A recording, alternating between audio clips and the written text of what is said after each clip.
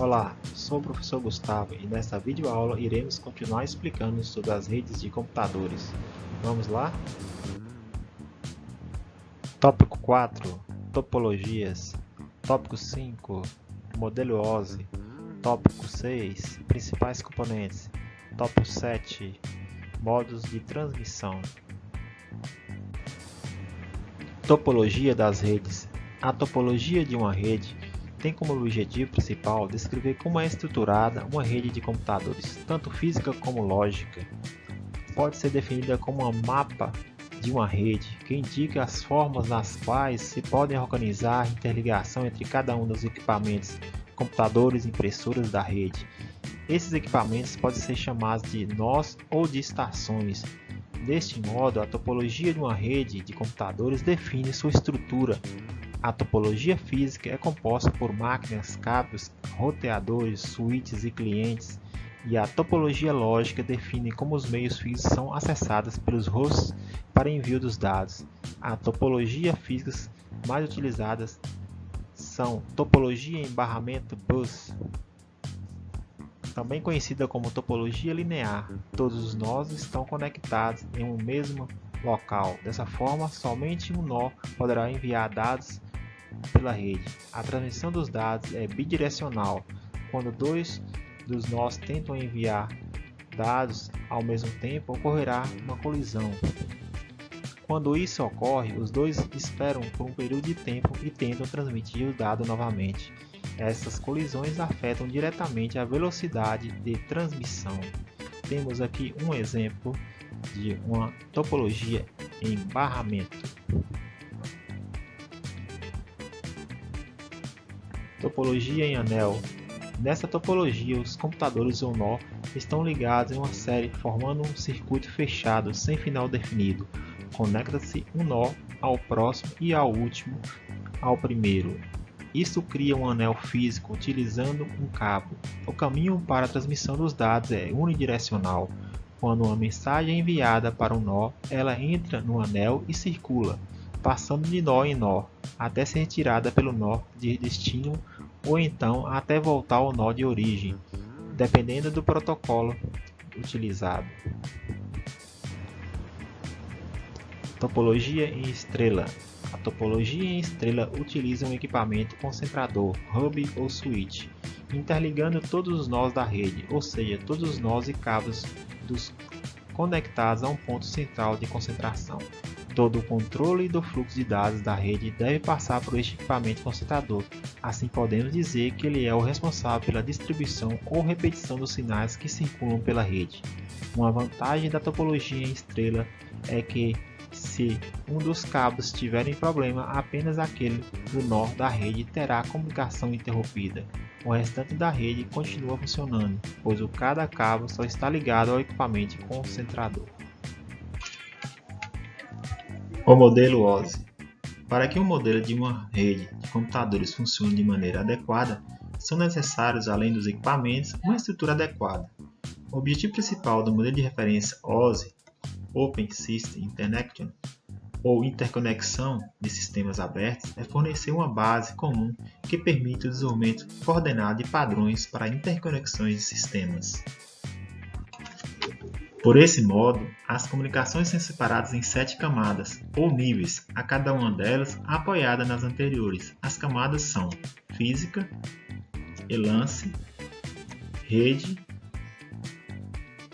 transporte, sessão, apresentação e aplicação. A camada mais inferior é a camada física e trata apenas dos links de hardware. A camada de enlace cuida da codificação e endereçamento. A camada de rede do tratamento de transferência de mensagem. A camada de transporte cuida da qualidade do serviço de transferência. A quinta camada, ou seja, a seção cuida do estabelecimento, manutenção e fiscalização das comunicações. A sexta camada, ou de apresentação, é responsável pela formatação e apresentação dos textos e de conversão. A última ou de aplicação, responsável pela interação do software em nível de programas e aplicativos. Principais componentes. Os componentes de uma rede de computadores são compostos por diferentes dispositivos, sendo que cada um deles com a sua respectiva função. O objetivo é dar funcionalidade e organização, bem como prover a comunicação entre os diferentes componentes de uma rede. Os componentes que serão vistos por aqui são os hubs, switches, o servidor, cliente, bridge, gateway e o ponto de acesso wireless. Hub. O hub ou concentrador é um dispositivo cuja principal função é interligar os computadores de uma rede local. O funcionamento do hub é simplesmente repassar o sinal vindo de um computador para todos os computadores ligados a ele. Switch. Switch serve como um concentrador em uma rede de computadores como o hub, mas a diferença é que quando ele recebe um sinal de um computador de origem, ele entrega somente para o computador de destino. Isso é possível devido à capacidade em criar um canal de comunicação exclusivo que opera entre a origem e o destino. Servidor é um computador que disponibiliza recursos para a rede.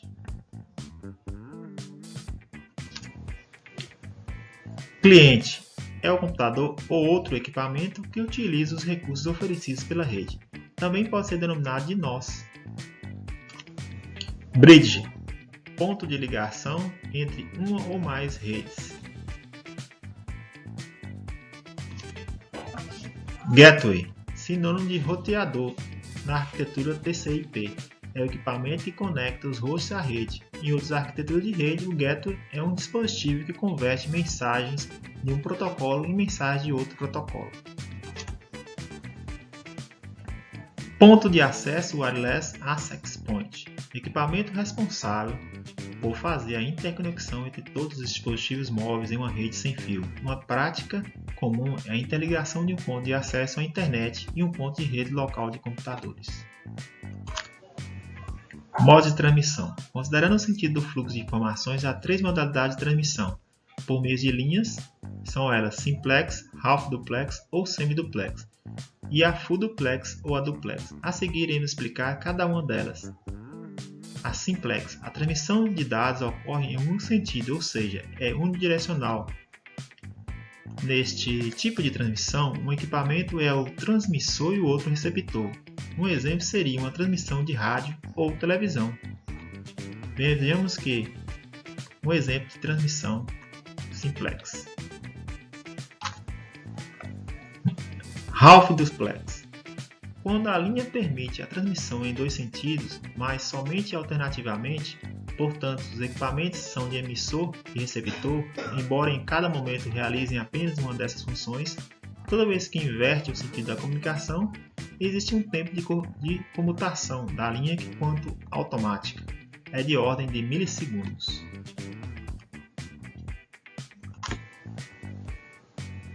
Full duplex. Esse tipo de transmissão permite que ocorra nos dois sentidos simultaneamente, ou seja, os equipamentos podem receber e enviar dados ao mesmo tempo. É considerada a verdadeira comunicação bidirecional. Normalmente, emprega-se 4 fios, mas é possível realizar-se com 2 fios, por meio de divisão de frequência. Um exemplo seria a ligação por telefone ou videoconferência. Vejamos o exemplo abaixo.